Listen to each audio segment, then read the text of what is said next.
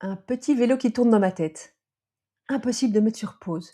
Je cherche toujours ce satané bouton off. C'est exactement ce que des personnes m'ont dit cette semaine dans un atelier que j'animais sur le mental agité.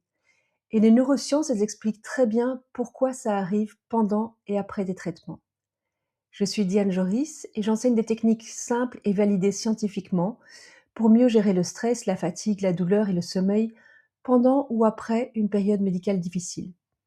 Depuis 15 ans, mes outils digitaux ont aidé des milliers de personnes. Alors, le cerveau, il est programmé pour détecter les dangers.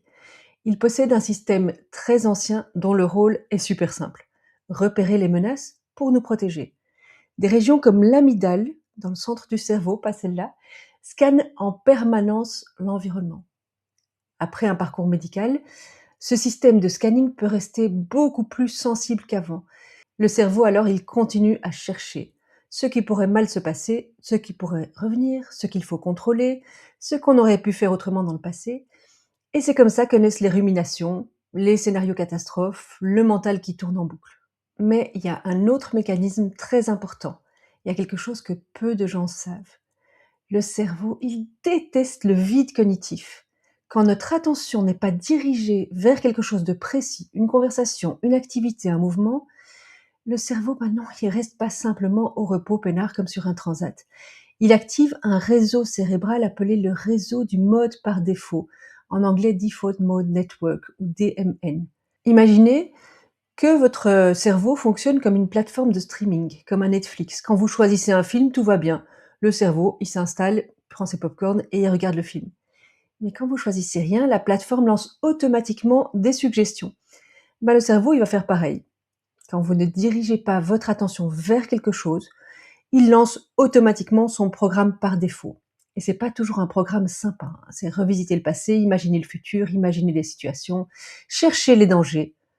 D'un point de vue de notre évolution en tant qu'être humain, ce mécanisme était très utile. Un cerveau qui anticipe les dangers avait et a beaucoup plus de chances de survivre. Le problème, c'est que ce système, il a un biais naturel vers le négatif. Les neurosciences illustrent aujourd'hui que notre cerveau accorde beaucoup plus d'attention aux menaces qu'aux choses positives. Donc, quand il y a un vide cognitif, quand il y a un espace, le cerveau va remplir ce vide avec des inquiétudes, des scénarios catastrophes, des ruminations. C'est rare que automatiquement vous pensiez naturellement et spontanément à des choses hyper sympas, surtout si vous êtes dans une période de vie plus compliquée. Et c'est là que le labrador entre en scène. Vous allez dire: «Quoi? Le labrador, avec quoi elle vient?» J'utilise souvent cette métaphore pour expliquer ça. Imaginez un labrador dans un salon. Si vous le laissez seul, sans activité, sans jeu, il va trouver quelque chose à faire. Souvent, c'est vos coussins, vos pantoufles, le canapé qui dégomme complètement. Non parce qu'il est méchant ou mal élevé, mais parce qu'il s'ennuie. Le cerveau fonctionne un peu de la même manière.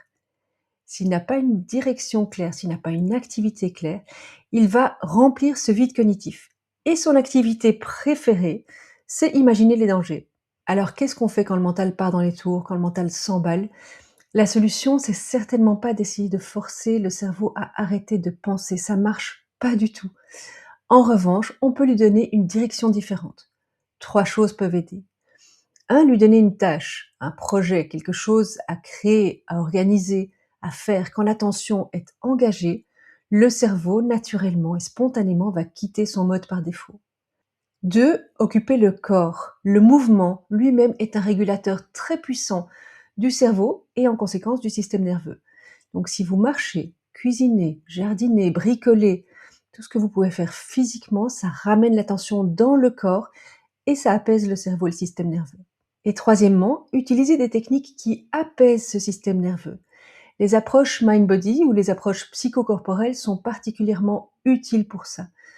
La respiration lente, des techniques de relaxation, de méditation, de visualisation, d'auto-hypnose, elles envoient au cerveau un message simple. Tu peux te relâcher, peinard, il n'y a pas d'alerte, tu peux te détendre. Donc, en conclusion, si votre mental tourne en boucle, ça ne veut pas dire que quelque chose ne va pas chez vous. Ça signifie simplement que votre cerveau essaie de vous protéger. Et comme un labrador hyper motivé, hyper actif, plein d'énergie, il a simplement besoin qu'on lui donne des choses à faire, qu'on le dirige vers quelque part. Si ça vous parle, je vous partagerai ici d'autres éclairages sur la façon dont le cerveau, le corps et le système nerveux réagissent après un parcours de soins. Et aussi, je partage avec vous des outils simples pour retrouver plus de calme. Prenez soin de vous et de votre labrador.